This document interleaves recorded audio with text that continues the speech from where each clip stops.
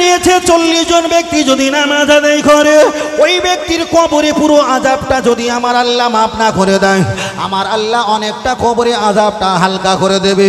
বিষয়টা খেয়াল রাখবেন, 40 জন, কমপক্ষে 40 জন। আপনাদের মাধবপুর এলাকায় কোনো ব্যক্তি যদি মারা যায় 40 জন হয় না, তার বেশি হয়, তার বেশি হয়। হিসাবটা কিন্তু আমাকে দেবেন, আমি আপনার কাছ থেকে আদায় করে নেব। তাহলে কমপক্ষে 600 কিংবা আমি 1000 ধরে নিলাম। এখন আপনাদের এলাকায় মাইয়েতের জানাজা নামাজ হয়ে গেল, পাঁচিল দোবা পরিবেশ যখন জানাজা হয়ে গেছে, ইমাম সাহেব আর হাফেজ সাহেব আর আমি বললাম ভাই গেটটা বন্ধ করে দাও। গেটটা বন্ধ করে দেওয়ার পর জিজ্ঞাসা করলাম, ও চাচা তুমি বলো জানাজা নামাজ পড়লে? হ্যাঁ বাবা বললাম। তুমি জানাজা নামাজের নিয়াত বলো। বাবা ইমাম তো বলে দিয়েছে। আহা ঠিক আছে, এবার জানাজা নামাজের সানা বলো। তা তো আমি জানি না। জানাজা নামাজের দরুদ শরীফ বলো। তা তো আমি জানি না। জানাজা নামাজের দোয়া বলো। তা তো আমি জানি না। এবার বলেন এই চাচা যে নামাজ পড়েছে এনার কি জানাজা নামাজ হয়েছে? আর একটা চাচাকে জিজ্ঞাসা করলাম, উনিও বলল যা করেছে ইমাম একটা দায়িত্ব করে দিলাম। এমন করে হয়েছিল 1000। রসুল বলেছেন কমপক্ষে হলো যদি 40 জন হয়, তোমাদের মৃত ব্যক্তির উপকার উপকার আর উপকার, পুরো আযাবটা মাপ না হলে আমার আল্লাহ অনেকটা হালকা করে দেবে। কিন্তু পেয়েছিলাম 1000, 1 হাত বুক 5 হাত হয়েছিল। হিসাব নিতে নিতে পেয়েছি মাত্র 13 থেকে 14 জন পেয়েছি, আর বাদ বাকিগুলো সব রসগোল্লা খেয়ে চলে গেছে। তাহলে রসুল বলে দিয়েছে আগে হবে লেখাপড়া, তারপরে হবে ধর্ম। তাহলে পৃথিবীর জমিনে লেখাপড়া যদি না করেন আপনি ধর্ম পালন করতে পারবে না। তাহলে 14 জন লেখাপড়া করেছিল বলে এরা ধর্মটা পালন করেছে, জানাজা পড়েছে। আর বাদ বাকি যারা এখানে নামাজ পড়তে এসেছিল একটাও লেখাপড়া করে আসেনি। এরা শুকুর আলী জায়গা কুকুর আলী লিখে বাড়ি গেছে, না যায়নি। চলেন আপনার কাছে আর একটা বলি, লক্ষ্য করে দেখা যায় আপনাদের মসজিদে ইমাম সাহেব হুজুর উনি ফজরের নামাজ পড়িয়েছে। ফজরের নামাজ 2 রাকাত যখন পড়িয়েছে তার আগে সুন্নাত পড়তে হয় নিজে নিজে। আপনি যদি নামাজের সূরা কেরাত যদি না জানো আপনার সুন্নাতটা হয়নি। আর শরীয়তের মাসলা হলো সুন্নাতটা হলো সুন্নাতে মুআক্কাদা। ফজরের সুন্নাত না পড়লে ফজরের ফরজ নামাজ আমার আল্লাহ কবুল করে না। তাহলে আপনি যদি সুন্নাত যদি পড়ছিলেন, আপনি সুন্নাত সূরা রাত দোয়া দরুদ যদি না পারেন আপনার সুন্নাতটা হলো না, আপনি ফজরে চলে গেলেন। তাহলে সুন্নাত যখন পড়তে পারলেন না, ফজরতে দোয়া দরুদ আপনি কিছুই পড়তে পারলেন না। ওরা আঙুলটা উঁচু করেছে, ঠাস করে আপনি উঁচু করেছেন। ওরা ডান দিকে বাম দিকে সালাম ফিরিয়েছে, আপনিও সালাম ফিরিয়েছেন। এখানে তো আপনি সর্বনাশ করলেন। চলে না গিয়ে চলে যাওয়া যাক। জুম্মার দিনে কমপক্ষে আমরা 22 রাকাত নামাজ পড়ি। আখরি জোহরের নামাজ মিলিয়ে ইমাম সাহেব 2 রাকাত ফরজ নামাজ পড়িয়ে দেয়, আর বাদ বাকি আমাদের নিজে নিজে পড়তে হয়। তাহলে লেখাপড়া যদি না করেন আপনার এই 20 রাকাত নামাজটা আপনার হবে না, 2 রাকাত নামাজটাও আপনার হবে না। চলেন আপনার কাছে 3য় নাম্বার আগিয়ে যায়। ঈদুল আদহা কুরবানির ঈদের নামাজ আসছে। ইমাম সাহেবকে বলা হয় ইমাম সাহেব তুমি একটা বার নিয়ত বলে দাও। ইমাম সাহেব আরবিতে নিয়ত বলে দেয়, নাওয়াইতু আন উআদ্দি আরবাআ তাকবীরাতি সালাতুল জানাজাতি ফরদুল কিফায়া আসসানাউ লিল্লাহি তাআলা ওয়াস সালাতু আলান নবী। আর দোয়াও দেখা যায় নিয়ত করে দেয় নাওয়াইতু আন উসাল্লি লিল্লাহি তাআলা। এমন করে ঈদের নামাজে নিয়ত করে, জানাজা নামাজে নিয়ত করে। ইমাম সাহেবের জানাজা নামাজের নিয়ত আর ঈদের নামাজের নিয়তটা শুনে নেয় আর মাথাটা নিচু করে রাখে। ইমাম সাহেব বলে দিয়েছে বাংলাতে তোমরা নিয়ত করতে পারো। বাংলাতেও নিয়ত করে নিয়ে মাথাটা নিচু করে থাকে। ইমাম সাহেব নিয়ত বেঁধেছে, এখানে দোয়া মাসুরা পড়তে পারলো না, এখানে আর কোনো কিছু করতে পারলো না। আবার সূরা কেরাত তো ইমাম সাহেব পড়লো, বসে বসে তাশা ও দরুদ শরীফ কিছুই পড়তে পারলো না। ঈদের ময়দানে চলে গেছে, জামাগুলো খুশবু করেছে, মাথায় একটা পাগড়ি বেঁধেছে।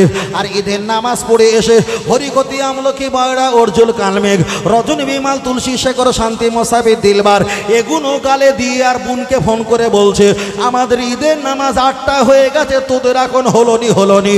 মানে এ ব্যক্তি ঈদের নামাজের কোথায় হয়েছে এ ব্যক্তি নিজেই জানে না। তাহলে এখানে প্রমাণ হয়ে গেল লেখাপড়া না জানলে ধর্ম কখনো পালন করতে পারে না। পৃথিবীর জমিনে হিন্দু, খ্রিস্টান, জৈন, ফরাসি, সিবিরি, সাই, গুজরাটি, মারাঠি, কুচবিহারি, বিহারি, বাঙালি 3.5 থেকে 4.5 লক্ষ প্লাস ধর্মের মানুষ পৃথিবীতে যত আছে, ওরা বিনা লেখাপড়া ধর্ম করতে পারে। কিন্তু মুহাম্মদ সাল্লাল্লাহু আলাইহি ওয়াসাল্লাম বলে দিয়েছে, আল্লাহর কোরআনের আইন হলো ইকরা ইকরা ইকরা, আগে পড়ো তারপরে তোমরা ইবাদত করো। ও মুসল্লিরা, বাবাজিরা, আপনি যে মসজিদে নামাজ পড়েন, মসজিদ যদি আপনি সূরা কেরাত না জানা থাকে, আপনার নামাজ তো হবে না। তাহলে মসজিদে আপনি 2 সপ্তাহ যাওয়া বন্ধ করে দিয়ে অন্তত 2 সপ্তাহ আপনি মাদ্রাসা গিয়ে দোয়া দরুদ সূরাগুলো মুখস্থ করে নাও। আর মুখস্থ করে নিয়ে যখন আল্লাহর নামাজে দাঁড়িয়ে যাবে, ওই নামাজটা হবে আপনার খৌফে এলাহি, ওই নামাজটা হবে আল্লাহর ইবাদতের সঙ্গে গণ্য। জোরে জোরে বলেন সুবহানাল্লাহ, আর একটু জোরে বলেন সুবহানাল্লাহ, নারে তাকবীর। এবার বলেন, এখানে যারা আমরা আছি, কারা কারা কোরআন শরীফ পড়তে পারে? একটু হাত তুলি। আরে মান সম্মান কিছু নেই, হাত তুলি না, হাত তুলি সেকেন্ড। এখানে 100-র ভিতরে 99% ওলামা বলেছে, যারা কোরআন পড়তে পারে না, বাংলা সূরা পড়ে নামাজ হবে না। আমি বলিনি, 100-র ভিতরে 99% ওলামা বলেছে, যারা আরবি কোরআন মাখরাজের সঙ্গে স্পষ্ট করে পড়তে পারে না, বাংলা সূরা পড়ে নামাজ হবে না। এবার আপনি বলবেন, হা হাবলুম মিম মাসাদে লেখা আছে না বাংলা? কোনটা হা, কোনটা হা, কোনটা আইন, কোনটা হামজা জবর আ, আপনি ঠিক করতে পারবেন না, ভুল হবে। কোরআন শরীফে এসেছে সবচাইতে ছোট সূরা, ছোট সূরাটির নাম হলো সূরা কাউসার।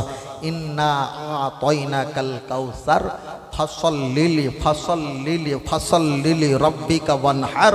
যদি আপনি হার, এই বড় হা যদি না পড়ে ছোট হা যদি পড়েন হার, এখানে ব্যাখ্যা এসছে তুমি নামাজ পড়ো, রোজা রাখো, আল্লাহর নামে নহর করো এবং আল্লাহকে ধমক দাও, তাহলে আপনার ঈমান চলে যাবে। এখানে এসছে আলহামদুলিল্লাহ, আপনি যদি বলেন আলহামদুলিল্লাহ ভুল হবে। এখানে এসছে রব্বিল আলামিন, আপনি যদি বলেন রব্বিল আলামিন ভুল হবে। এখানে এসছে আন আমতা আলাইহিম, আপনি যদি বলেন আনা আমতা আলাইহিম ভুল হবে। এখানে এসছে ইহদিনাস সিরাতাল, আপনি যদি বলেন ইহদিনাস সিরাতাল ভুল হবে। তাহলে একটা কোরআনের আয়াত সূরা ফাতিহা যদি 7টা আয়াত থাকে, বাংলায় যারা মুখস্থ করে ওতে যদি 400 অক্ষর থাকে, 400-র ভিতরে 350 অক্ষর ভুল হবে, ঠিক না বেঠিক? এবার যদি বলেন হুজুর আমি জানিনি, আল্লাহ কবুল করবে, আল্লাহ ক্ষমা করবে। আল্লাহ যদি তোমার মতন ফাঁকিবাজরে কবুল করে, আমার একটা অমুকজন চাচা সারা জীবন মদ পানি খেয়েছে, এখন আল্লাহ আল্লাহ করছে, আল্লাহ তার বলে আল্লাহ তুমিও কবুল করে নাও। তাহলে তারও কবুল করলো, তোমারও কবুল করলো, মধ্যে পড়ে আমরা মার খেলাম, ঠিক না বেঠিক? মধ্যে পড়ে আমরা মার খেলাম না। সব কিছু মালিক হলো আল্লাহ, কাকে ক্ষমা করবে কাকে ক্ষমা করবে না আল্লাহ। কিন্তু ইসলামের নিয়ম আর লোকেশান অ্যাড্রেসে আপনাকে আমাকে চলতে হবে না? হবে না? হবে, তাই না?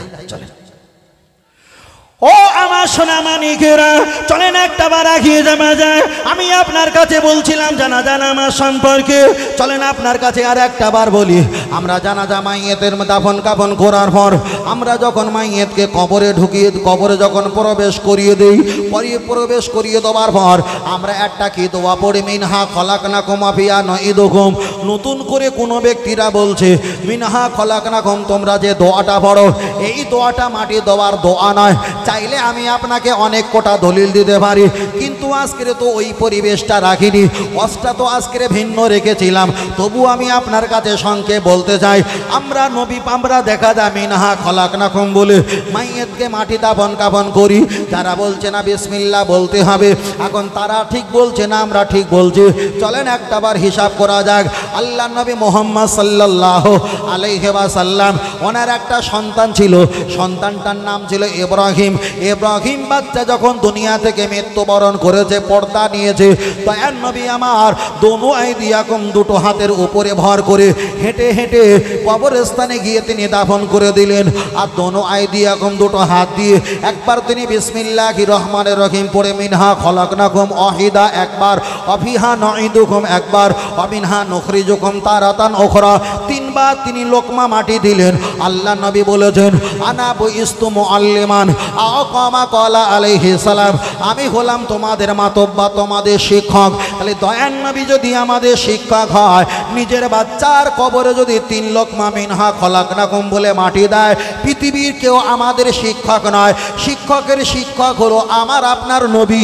নবী যখন নিজের সন্তানের বুকের উপরে তিন লোকমা মাটি দিয়েছে, আমাদের বাপ মা দাদা দাদি নানা নানি আত্মীয় পরিবার পরিজন এরা যখন বিদায় নেবে, আমরাও তিন লোকমা মাটি মিনহা খলাকনাকুম বলে দেবো। তার কারণ হলো একটা, আল্লাহর ইবাদত, নবীর মোহাব্বত, কোরআন তেলাওয়াত, মা বাপের খেদমত, মাজার জিয়ারাত, একটাই দল জান্নাত, ওই দলটার নাম হলো আহলে সুন্নাত ওয়াল জামাআত। আর একটু জোরে হবে না? তাহলে আমরা মিনহা খলাকনাকুম বলে মাটি দেবো, সমস্যা আছে? নেই। ওরা যেটা বলেছে না বিসমিল্লাহির রহমানির রহিম, ভাই বিসমিল্লাহির রহমানির রহিম সব জায়গায় চলে, সব জায়গায় চলে। আপনি যখন ভাত খাবেন বিসমিল্লাহির রহমানির রহিম বলবেন? হ্যাঁ, বিসমিল্লাহির রহমানির রহিম। আল্লাহ যে রহমত দাও, রহমত দাও, রহমতকে চিবিয়ে খাওয়া যায় না বরকত খাওয়া যায়? বরকত খাবে না রহমত খাবে? জি জি, বরকত খাবে। রহমত, রহমত ভিন্ন আর বরকত ভিন্ন। তাহলে কি বলতে হয়? শুধু বিসমিল্লাহ বলো, না হলে বিসমিল্লাহি ওয়া আলা বারকাতিল্লাহ বলো। তো বিসমিল্লাহি রহমানির রহিম যদি বলো, কেউ বলেছে সমস্যা হবে না, অধিকাংশ মানুষ বলেছে না এর থেকে বঞ্চিত থাকাটাই ভালো। তাহলে বিসমিল্লাহ আপনি পায়খানা গিয়েও বলতে পারবেন না, ওখানে যে দোয়া আছে সে দোয়াটা বলতে হবে। স্বামী স্ত্রীর কাছে এক জায়গায় যখন যাবেন তখনও তো বিসমিল্লার কথা বলা নেই, সেখানে পুরোটা বলা নেই। তাহলে এখানে হিসাব করা হলো এক একটা স্তরে এক একটা মর্যাদা, এক একটা দোয়া, এক একটা হাদিস আল্লাহ রসুল আমাদের শিক্ষক হিসাবে ভাগ বাটলা করে দিয়েছে। একটু জোরে বলেন, আর একটু জোরে হবে না? আর একটু জোরে হবে না? আল্লাহু আকবার, আল্লাহ আল্লাহ আল্লাহু আকবার। চলেন আমি আপনাকে বোঝাতে চেয়েছি, বিষয়টা আমি আর বেশি লম্বা করছি না। আপনার কাছে আমি বিষয়টা নিয়ে সংক্ষেপ ইতি টানবো। তবে আপনার কাছে একটাই কথা বলছিলাম, তাহলে জানাজা মাইয়েতের হিসাব যখন হয়ে গেছে, চলেন আপনার কাছে যাই। আমরা দেখা যায় হাত তুলে মোনাজাত করি, হাত তুলে আমরা মোনাজাত করি, হোক সেটা কবরের কাছে, হোক সেটা মসজিদে, হোক সেটা দলবদ্ধ হয়ে, হোক সেটা শবে বেরাতে আশুরায়, হোক সেটা লাইলাতুল কদরে, আমরা হাত তুলে মোনাজাত করি। অনেক ব্যক্তি বলবে হুজুর হাত তুলে তোমরা মোনাজাত করছো, হাত তুলে মোনাজাত করা কোনো হাদিস কোরআনে নেই। আমি আপনার কাছে অনেক কটা দলিল দেখাতে পারি, আমার মোবাইলে নোট করা আছে, হাদিসটা ক্যামেরা করে ফটো তোলা আছে। আল্লাহ রসুল এক সময় যুদ্ধের ময়দানে সাহাবাদের নামিয়ে দিল। কিছু সংখ্যক সাহাবারা যুদ্ধের ময়দানে নেমে গেছে, আর কিছু সংখ্যক সাহাবারা তারা রসুল পাকের সঙ্গে তারা দাঁড়িয়ে আছে। আল্লাহ নবী ফারাফা ইয়াদাইহি, হাত তুলে সাহাবাদের নিয়ে দোয়া করলো আর মোনাজাত করলো। রসুল পাকে দেখা যায় কেশ মোবারক, মানে কেশ মোবারক এটা পর্যন্ত দেখা গেছে, এত পরিমাণ তিনি হাত লম্বা করেছে। আব্দুল্লাহ ইবনে মালিক রাদিয়াল্লাহু তাআলা আনহু তিনি বর্ণনা করলেন আল্লাহ নবী এত লম্বা হাত উঁচু করেছে, আমরা কেশ মোবারকটা দেখতে পেয়েছিলাম। তাহলে এখানে প্রমাণ হয়ে গেছে নবী আমার সব সাহাবাদের সঙ্গে করে নিয়ে দলবদ্ধ হয়ে তিনি দোয়া করেছেন। চলেন আপনার কাছে আর একটা প্রমাণ দেওয়া যাক। আল্লাহ নবী মসজিদে নাবিতে আছেন, আবু বকর, ওমর, উসমান, আলী, তালহা, জুবাইর, আব্দুর রহমান বিন ওসাদ বিন আবু আক্কাস, আবু ওবায়দা বিন যায়েদ, আবু ওবায়দা বিন জাররাহ, অনেক ব্যক্তিরা মসজিদে নাবিতে আছেন। এক সময় নবী আমার আবু বকর রাদিয়াল্লাহু তাআলা আন ওনার হাতটা ধরে মসজিদের বারান্দায় তিনি দাঁড়িয়ে গল্প করছে। একজন সাহাবা বললেন নামাজের সময় হয়ে গেছে, আল্লাহ নবীকে একটু ডেকে দাও। আর একজন বলছে না না ডাকা যাবে না, নবী আমাদের শিক্ষক, নবী যখন ইচ্ছা অনুযায়ী যতক্ষণ না আসবে ততক্ষণ আমরা নামাজ আদায় করব না। জোরে বলেন সুবহানাল্লাহ। আর একজন বলছে না ডেকে দাও, নবী নামাজ কাজা হয়ে যাবে। এমন করতে করতে সাহাবারা মসজিদের ভিতরে প্রবেশ করলো। দয়ার নবী আর সিদ্দিকে আকবর দুইজন দাঁড়িয়ে দাঁড়িয়ে গল্প করছে। ওরা যখন নবী পাক যখন না আসছে, সাহাবীরা ফারাফা ইয়াদাইহি, হাত তুলে মোনাজাত করা শুরু করলেন। মোনাজাত করতে করতে করতে করতেই ওরা করতেই ব্যস্ত আছে। আল্লাহ নবী আর আবু বকর হুজুর মসজিদে নববী দরজার কাছে যখন এসে দেখলো, ওদের দেখাটা অবাক হয়ে গেছে। আবু বকর বললেন, হুজুর আপনি আর আমি একটু আড়ালে ছিলাম, আপনি আর আমি আড়ালে থাকার বিনিময়ে এরা হাত তুলে মোনাজাত করছে। আপনি তো জীবনে হাত তুলে মোনাজাত করতে বলেননি, আর এদেরকে হাত তুলে মোনাজাত করা ফতোয়া দেননি। আপনি আর আমি একটু আড়ালে ছিলাম, এরা যদি ইসলামের বিরোধিতা কাজ, ইসলামিক বেদাতি কাজ যদি শুরু করে দেয়, একদিন আপনি চলে যাবেন, আমি চলে যাব, এরা ইসলামে অনেক বেশি বেশি বেদাতি কাজ শুরু করবে। হুজুর এরা যখন দুটো হাত তুলেছে, আপনি একটা হাত লম্বা করে ফাঁকা করে দাও, আর আমি একটা হাত লম্বা করে ফাঁকা করে দেই, এদের মোনাজাতটা ভঙ্গ হয়ে যাবে। দয়ার নবী আমার বললেন, দাঁড়িয়ে যাও, আমি যা দেখি তুমি তাই দেখো না। ওদের মোনাজাত যখন শেষ হয়ে গেছে, দয়ার নবী আমার মসজিদে নববীর প্রবেশ করলেন। সাহাবারা সালাম দিলেন, দাঁড়িয়ে উঠলেন। আল্লাহ নবী জিজ্ঞাসা করলেন, ও আমার সাহাবীরা, আমি দেখতে পেলাম তোমরা হাত তুলে মোনাজাত করছিলে, আমি তো মোনাজাত করিনি, আর তোমাদেরও মোনাজাত করতে বলিনি। কে তোমাদের হাত তুলে মোনাজাত করতে বলেছে, আমাকে জবাব দাও। দয়ার নবী সাহাবা আবু তালহা রাদিয়াল্লাহু তাআলা আনহু ওই মসজিদের ভিতরে দাঁড়িয়ে উঠে বললেন, ফামাদাল্লাহু ইয়া রাসূলুল্লাহ, হাত তুলে মোনাজাত আপনি করতে বলেননি, আমাদের করার কথা আপনিও বলে যাননি, কিন্তু আপনি যখন দাঁড়িয়ে দাঁড়িয়ে আবু বকর আর আপনি যখন দাঁড়িয়ে দাঁড়িয়ে আমাদের হাত তুলে মোনাজাত করার কথা দেখছিলেন, আবু বকর হুজুর তো মোনাজাত ভঙ্গ করে দিতে চাইছিল, আপনি ভঙ্গ না করে তাকে ধমক দিয়েছিলেন, আপনি কেন দাঁড়িয়ে দাঁড়িয়ে দেখছিলেন? জবাব দাও। দয়ার নবী আমার জবাব দিয়ে বললেন, ও আমার সাহাবীরা, আমি হাত তুলে মোনাজাত এই মুহূর্তে করিনি, কাউকে হাত তুলে মোনাজাত করতে বলিনি। তোমরা যখন হাত তুলে মোনাজাত করছিলে, আসমান থেকে আল্লাহ পাকের রহমতের ঝরনা তোমাদের হাতে টপিয়ে টপিয়ে টপিয়ে পড়ছিল। তাহলে যে হাতে আল্লাহ রহমত পাওয়া যায়, সেই মোনাজাতের হাত আমি রাসূলুল্লাহ কিভাবে ধ্বংস করতে পারি? তবে যে হাত তোলার বিনিময়ে আল্লাহর রহমত পাওয়া যায়, আমি স্বচক্ষে দেখেছি। আমি হাত তুলে মোনাজাত করি আর নাই করি, আজ থেকে হাত তুলে মোনাজাতের পক্ষ হয়ে গেলাম। আর একটু জোরে হবে না? তারপর থেকে হাদিসের অনেক ব্যাখ্যা এসেছে, আল্লাহ নবী হাত তুলে মোনাজাত করেছিলেন। পাকিস্তানের একজন মুফতি মাওলানা সাহেব, তার নাম হলো তারিক জামিল। আপনারা চেনেন না বাবু? চেনেন তো? তারিক জামিলের ছেলে আজ থেকে 11 মাস পূর্বে, মানে 1 বছরের ভিতরে সুসাইড করে মারা গিয়েছিল না? সুসাইড করে মারা গিয়েছিল। মারা যাওয়ার পরে ওনার একটা ভিডিও ফুটেজ দেখেছিলাম, এই জোহরের নামাজ পড়ে 35-40 জন কবরের কাছে নিয়ে গিয়ে সেখানে হাত তুলে মোনাজাত করে ছেলের জন্য কান্নাকাটি করা শুরু করেছে। তাহলে আমার বাপের কাছে কবর জিয়ারত করলে এটা যদি বেদাতি হয়, আর হুজুরের ছেলে মরে গেলে কবর জিয়ারত করলে এটা কি হালাল? আমার কথা বোঝাতে পারছে ভাই? আমি বিষয়টা ছিলাম কোরবানি সম্পর্কে, তাই একটু রেল কাটোয়া জংশন একটুখানি ক্রস করে এই দিকে চলে এসেছি। অসুবিধা হচ্ছে নাকি? অসুবিধা হয় না তো? চলেন, স্বল্প সময় একটু বলেছি এই সাইডটা, তাহলে আরেকটুখানি বলি। কবরে যখন আমরা যাব, আমাদেরকে সওয়াল জবাব করবে, সওয়াল জবাব অবশ্যই করবে। আল্লাহ তোমার রবকে বলবো আল্লাহ, দিনকে বলবে দিন হলো ইসলাম, ইন্না দিনা ইনদাল্লাহিল ইসলাম। কেউ বলেছেন খমসা, কেউ বলেছেন রোবা, কেউ বলেছেন 5, কেউ বলেছেন 4, কেউ বলেছেন 3টে প্রশ্ন করবে। আমি ধরে নিলাম 3টে। শত শেষে প্রশ্ন করবে আমার নবী ওকা তোমার নবীকে, ওটা হলো ফাইনাল পরীক্ষা। নবীকে চিনলে আল্লাহকে চেনা, নবীকে চিনলে দিনকে চেনা, নবীকে চিনলে টুপিকে চেনা, নবীকে চিনলে দাড়ি আসবে, নবীকে চিনলে নামাজ আসবে, নবীকে চিনলে কথাটা নিচু হবে, নবীকে চিনলে আওয়াজটা হালকা হবে, নবীকে চিনলে নম্র ভদ্রতা বাড়বে, নবীকে চিনলে আল্লাহ পাওয়া যাবে, নবীকে চিনলে জান্নাত নসিব হবে। জোরে বলে, আরেকটু জোরে হবে না? আরেকটু জোরে হবে না? নারে তাকবীর, নারে তাকবীর, আল্লাহু আকবার, আল্লাহু আকবার। এবার একদম শেষ লগ্ন, শেষ লগ্ন, কথা বোঝেন না? শেষ লগ্ন। চলেন, আমরা নামাজ পড়ি তো? জি জি, নামাজ পড়ি তো? নামাজ পড়ি আলহামদুলিল্লাহ। নামাজ যখন পড়ি, কোরআন দিয়ে পড়ি না গজল দিয়ে না হাদিস দিয়ে? এই দেখো, জি বড় ভাই, আম্মা পাড়া দিয়ে শুরু করা হয়, তাই না? আলহামদুলিল্লাহ দিয়ে যাবে, তাই তো? আচ্ছা, আমি কি অনেক রাতে ওটা ভুল টুল বকতেছি না, কি বলেন দিনি ভাই? ওই ভাই বলছিল মিটার পাল্লা গোশ মাপা যাবে কিনা, ভাই একটু জোরে বলো। তাহলে কোরআন দিয়ে হাদিস নিয়ে না গজল দিয়ে? কোরআন দিয়ে। চলেন আমি আপনাকে বোঝাতে চেয়েছি বিষয়টা নিয়ে আর আমি দীর্ঘ লম্বা করব না। আমি চাইলে তো অনেক বিষয় বলতে পারতাম, শুধু কুরবানি সামনে এসছে তাই আপনার কাছে কুরবানি সম্পর্কে কিছু আমি উপস্থাপন করেছিলাম।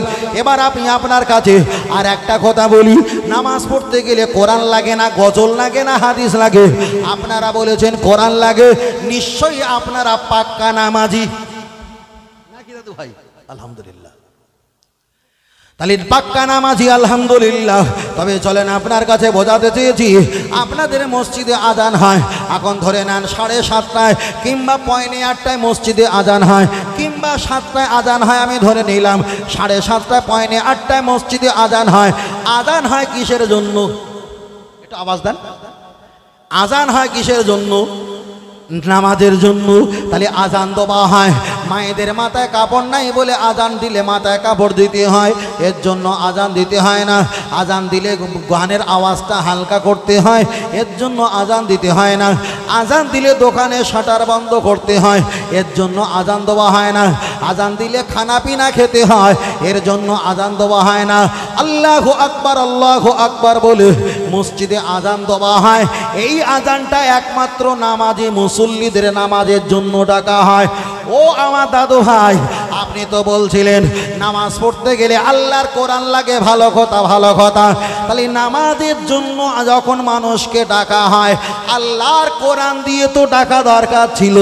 ওই আজানটা তো কোরআন নয়, ওটাই তো আমার নবী পাকের জবানের হাদিস, আর হাদিস দিয়ে আল্লাহর নামাজি বান্দাকে ডাকা হয়। চলেন আপনার কাছে বোঝাতে চেয়েছি, তাহলে হাদিস দিয়ে নামাজিকে ডাকানো হয়। কিন্তু আমরা বলেছিলাম কি নামাজ পড়তে গেলে কোরআন লাগে, ভুল আমায় বুঝবেন না। চলেন আপনার কাছে দ্বিতীয় নাম্বারে যাই। আপনি যখন মসজিদে উঠবেন, প্রথমে আরজুলাকুম ডান পা রাখবেন, আপনি একটা দোয়া পড়বেন, আল্লাহুম্মা আফতালি আবওয়াবা রাহমাতি। ওই দোয়াটা খোদ হাদিস শরীফে এসেছে, ওটা কোরআন নয়। কিন্তু আল্লাহর ঘরে উঠতে গেলে তো কোরআন পড়া দরকার ছিল, কিন্তু কোরআন পড়তে হবে না। ওখানে আপনি আল্লাহ নবীর হাদিস পড়ে মসজিদে ঢুকতে হয়। আপনি যখন মসজিদের ভিতরে প্রবেশ করলেন, আপনি যখন তাহিয়াতুল উজু কিংবা দুখুলুল মসজিদ নামাজ পড়বেন, যে কোনো ওয়াক্তে যে কোনো সময়, ওটা উজু করার পর কিংবা মসজিদে ঢোকার পর নামাজ পড়তে হয়। ওই নামাজ পড়ার কথা তো আল্লাহর কোরআন নয়, ওটাই হলো আমার নবী পাকের হাদিস। আপনি যখন মসজিদে নামাজের মুসাল্লা যখন দাঁড়িয়ে গেলেন, আপনি নিয়াত করলেন নামায়তু আন উসাল্লি লিল্লাহি তাআলা আরবা রাকাআতাই সালাতি ইশা ফরদুল্লাহি তাআলা, এমন করে 3 রাকাত 4 রাকাত 2 রাকাত আপনি নামাজে নিয়াত করলেন। ওই নিয়াতটা তো কোরআনের কোথাও নেই, হাদিসটা বুখারী প্রথম এসেছে, ইন্নামাল আমালু বিন্নিয়াত। তোমরা কমপ্লিট ভালো পাকাপোক্ত নিয়ত করো। তাহলে আপনি যে নিয়ত করছেন নামাজের জন্য, ওই নিয়তটা তো আমার নবী বলেছেন তোমাদের নিয়ত করা লাগবে। তাহলে ওটা কোরআন নয়, ওটা হলো হাদিস। আপনি যখন ইলা শামাতি উদুনাইহি, আপনি যখন দুটো হাত দিয়ে কানের লতিতে ঠেকাবেন কিংবা কাছাকাছি নিয়ে যাবেন, ওটা কোরআন নয়, ওটা নবী পাকের হাদিস। আপনি যখন নাভির নিচে হাত বাঁধবেন, হাদিসটা বুখারী শরীফে এসেছে, ওটা কোরআন নয়, ওটা হলো নবী পাকের হাদিস। আপনি নাভির নিচে হাত বাঁধার পর একটা সানা পড়বেন, সুবহানাকা আল্লাহুম্মা ওয়া বিহামদিকা ওয়া তাবারাকা ইসমুকা, এমন করে আপনি দোয়া সানা পাঠ করবেন। ওই দোয়া সানাটা কোরআন নয়, ওটা নবী পাকের হাদিস। এবার আপনি আউযু বিল্লাহি মিনাশ শাইতানির রাজিম পাঠ করবেন, আউযু বিল্লাহি মিনাশ শাইতানির রাজিম। কোরআন শরীফ যদি 6666টি আয়াত হয়, 114টি যদি সূরা হয়, 30টা যদি পারা হয়, ওই কোরআন শরীফ নরমালে 2-2500 3000-1200 টাকা যদি দাম হয়, কোরআন শরীফে টোটাল কোথাও আউযু বিল্লাহি মিনাশ শাইতানির রাজিম লেখা নেই। ওটাই হলো আমার নবী পাকের হাদিস আর হাদিস। তাহলে নামাজের এত দূর পর্যন্ত চলে এসেছি। আপনারা বলছিলেন কোরআন লাগে, কোরআন নিয়ে নামাজ পড়তে হয়, কিন্তু এতটা ভিতরে পৌঁছে গেছি, এখন কোরআন পেলাম না, চলছে নবী পাকের হাদিস আর হাদিস। এবার একটাবার আমি সময় দিলাম, ফের একটাবার সুযোগ দিলাম, বলেন নামাজ পড়তে গেলে কোরআন লাগে না হাদিস লাগে? জি জি, কোরআন লাগে। এখনো এখনই সবেরটুকুনি ভাই ঘুরেছে, সবেরটুকুনি ঘুরেছে, তাই না? আরো ঘুরবে ইনশাল্লাহ, আরো দলে আসবে। আর আগিয়ে যায় ভাই, অসুবিধা হচ্ছে নাকি? পিছনে ভাই কথা বুঝতে পারছো? ও আমার জামান যুবকেরা, চলেন একটা বার আগিয়ে যাওয়া যায়, লক্ষ্য করে দেখা যায়। এবার আপনি আউযুবিল্লাহর পরে বিসমিল্লাহ পাঠ করবেন। বিসমিল্লাহির রহমানির রহিম। বাসিনজের বিসমিল্লাম জের মিল্লাম খরজাবাল্লাহি রাজির হি রাহে জাবার র মিম খরজাবার মানুন রজেনির রজাবার হাইয়াজের হি মিম জের মি। বিসমিল্লাহির রহমানির রহিম। আল্লাহ के नाम से शुरू करता हूँ जो बड़ा मेहरबान निहात रहम वाला है। ওটা হলো আল্লাহ পাকের কোরআন। আপনি সূরা ফাতিহা পড়বেন। আল্লাহ নবী হাদিস শরীফে বললেন, লা সালাতা ইল্লা বিফাতিহাতিল কিতাব। ইমামের পিছনে সূরা ফাতিহা পড়তে হবে না, একা একা যখন নামাজ পড়বেন আপনাকে সূরা ফাতিহা পড়তে হবে। ওটা হলো আল্লাহ পাকের কোরআন। সূরা ফাতিহার পরে অন্য একটা সূরা কমপক্ষে 3 আয়াত যদি পড়ো, ওটা হলো আল্লাহ পাকের কোরআন। এবার আল্লাহু আকবার বলে হাঁটুতে হাত দিয়েছো, ওটা কোরআন নয়, ওটা নবী পাকের হাদিস। হাঁটুতে হাত দিয়ে সুবহান রাব্বিয়াল আযীম 3 বার 5 বার 7 বার 9 বার 11 বার 13 বার 16 বার এমন করে আপনি যতটা পড়বেন ওটা কোরআন নয়, ওটা হলো নবী পাকের হাদিস। সামি আল্লাহু লিমান হামিদা যখন বলবেন ওটা কোরআন নয়, ওটা নবী পাকের হাদিস। আর রব্বানা লাকাল হাম বলবেন, ওটা কোরআন নয়, ওটা নবী পাকের হাদিস। আল্লাহু আকবার বলে যখন সেজদা চলে যাবেন সুবহান রাব্বিয়াল আলা, ওটা কোরআন নয়, ওটা নবী পাকের হাদিস। আপনি বসে বসে তাশাহুদ মানে আত্তাহিয়াত পড়বেন, ওটা কোরআন নয়, ওটা হলো নবী পাকের হাদিস। আপনি বসে বসে দরুদ শরীফ পাঠ করবেন, ওটাও নবী পাকের হাদিস।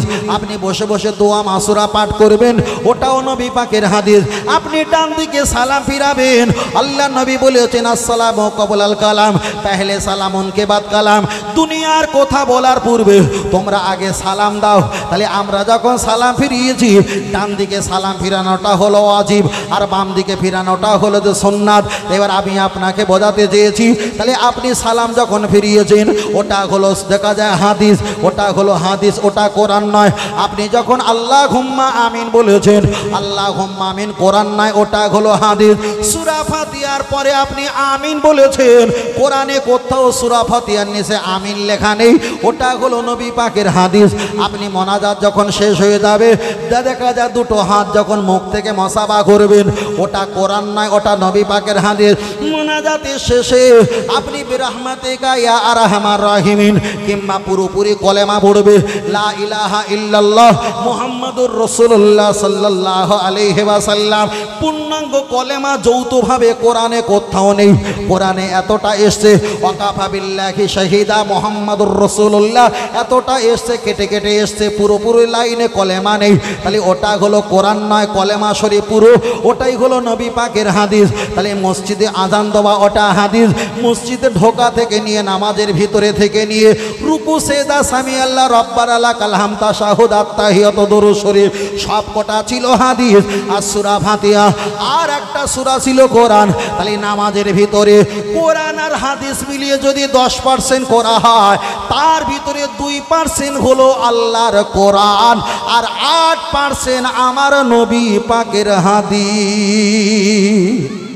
আরেকটু জোরে হবে না? এবার বলেন, নামাজ পড়তে গেলে কোরআন লাগে না হাদিস লাগে? আপনার দলে একজন বেড়েছে ভাই। তাহলে এখানে প্রমাণ হলো নামাজ পড়তে গেলে কোরআন লাগে অবশ্যই, তবে কোরআনের পার্সেন্টেজ হলো 2 আর হাদিসের পার্সেন্টেজ হলো 8। নামাজ সবচাইতে বড় ইবাদত কেন হয়েছেন জানেন? নামাজ আল্লাহ পাকে দিতে, সালাম আল্লাহ পাকে দিতে হয় না, বরং ওই নামাজে আমার নবীকে সালাম দিতে হয়। কথা ঠিক না বেঠিক? সালাম দেওয়া নামাজে তাশাহুদ পড়া ওয়াজিব, আর নামাজের ভিতরে সালাম দেওয়া নবীর ওয়াজিব। যদি ওয়াজিব ছেড়ে যায়, সেজদা না দিলে নামাজ হবে না। আর একটা মশলা শুনে নেন, নামাজ পড়তে পড়তে যদি কারোর পিছনে দুটো পা চুলকাতে চুলকাতে হোক আর বেকাতে হোক আর মোটাতে গিয়ে হোক, যদি দুটো পা উঁচু হয়ে যায় নামাজ ফাসেদ হয়ে যায়। ও সোসেদা লাখবার দিলে নামাজ হবে না, পুরো নামাজটাই নষ্ট, নতুন করে নামাজ শুরু করতে হবে। কথা বোঝাতে পেরেছি? আর একবার বলছি, কোন ব্যক্তি নামাজ পড়তে গিয়ে পা দুটো যদি সেজদা গিয়ে উঁচু হয়ে যায়, সেজদা চলে গেছেন, পা উঁচু হয়ে গেছে, দুটো পা যদি উঁচু হয়ে যায়, নামাজটা পুরোপুরি ভঙ্গ। ওতে আর সেজদা তাপ্তি মেরে কোনো লাভ হবে না। কথাটা ক্লিয়ার? আরেকটা বলি, সেটা হলো আমরা তাহারিমা বলে নিয়াত করে কেরাত সব কিছু পড়ে নিয়ে আমরা যখন রুকু করি, সামি আল্লাহু লিমান হামিদা বলে দাঁড়িয়ে উঠি, তারপর আমরা কি বলি?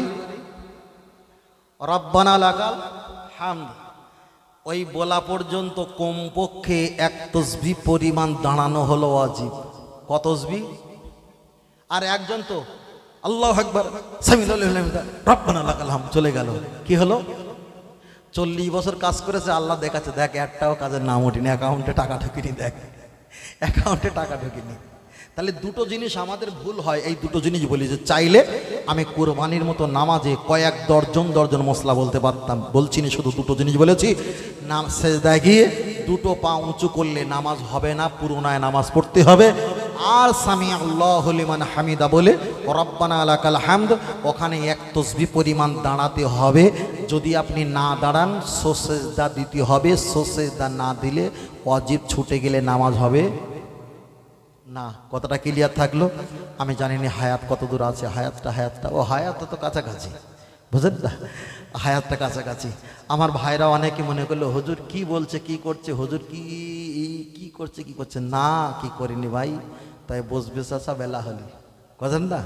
আমি যা বলেছি আর হয়তো শুনতে পাবো কি না পাবো, আল্লাহ, নাকি ভুল বলছি? কেটে ছোট করে একটা জিনিস লম্বা করে বলা ভালো, কবিতা, কিন্তু কেটে জোড়োতালি দেওয়াটা খুব সহজ জিনিস না। একটা দর্জির কাজ করা ভালো, কিন্তু আলতারি হয়ে গেলে সারতে গেলে সমস্যা না? খুব সমস্যা না? এখান ধরলে ওখানে, ওখান ধরলে ওখানে, সমস্যা হয়ে যাবে। বললো ইয়া রাসূলুল্লাহ ইয়া হাবিবাল্লাহ, সবাই বলো ইয়া রাসূলুল্লাহ ইয়া, আর একটা আওয়াজ তোলো, বললো ইয়া রাসূলুল্লাহ। আওয়াজ তোলো না দাদু ভাই। গোলাপ নিলাম, গাধা নিলাম রজনীগন্ধা, মনের সৌখে মালা গেঁথেছি সকাল থেকে সন্ধ্যা।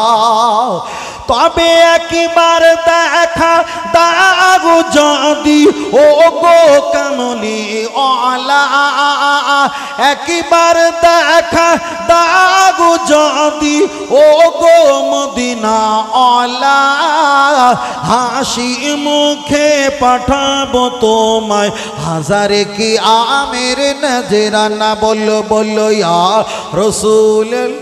বাহ, আর এটা জোরে পড়ো দাদু ভাই, এটা পড়ো, আওয়াজ তোলো, বললো ইয়া রাসূলুল্লাহ।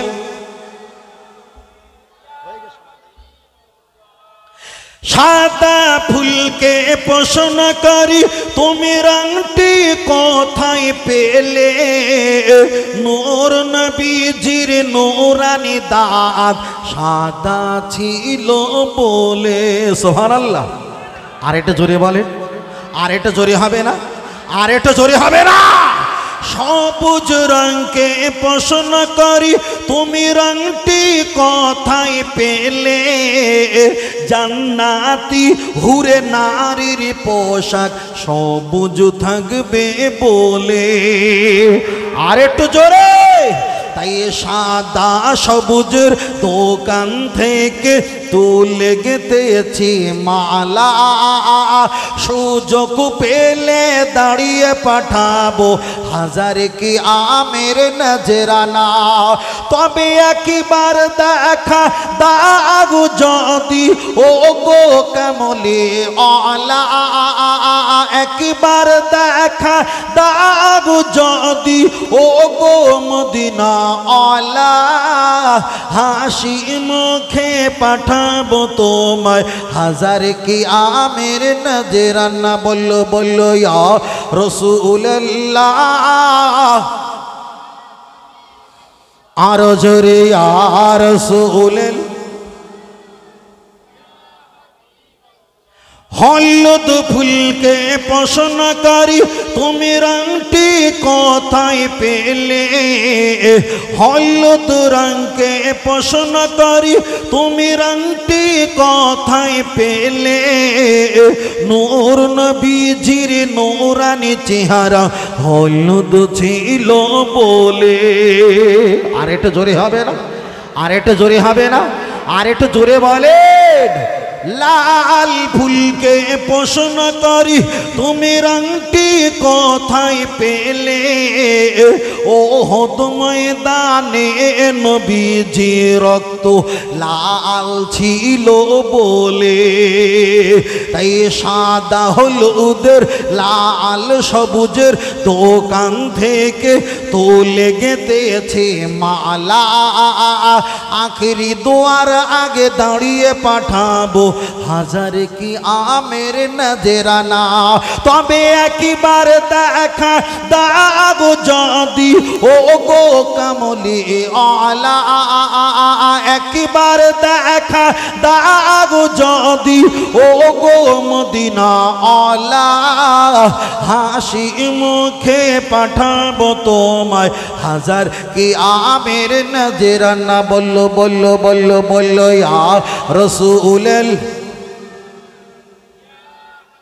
কমিটি ভাই কই? বললো ইয়া রাসূলুল্লাহ। নারে তাকবীর। ভাই রাগ নেই নাকি? আর এটা জোরে তাকবীর হবে না, হবে না? হ্যাঁ, যত রকমের শক্তি আছে একটা দেই, আবার দেখা হয় ইনশাল্লাহ সেই 1 বছর পর নাকি। আমার কোথায় কষ্ট পেয়েছেন নাকি? হ্যাঁ, কষ্ট পেয়ে কি হয় বাবা? আর এটা তাকবীর দেই, নারে তাকবীর। আর এটা জোরে বলেন নারে তাকবীর। সিলসিলা হক ফুরফুরা শরীফ, হিজবুল্লাহ, মদিনা মক্কা শরীফ, আল কোরআনের আলো, আল হাদিসের আলো, নারে তাকবীর।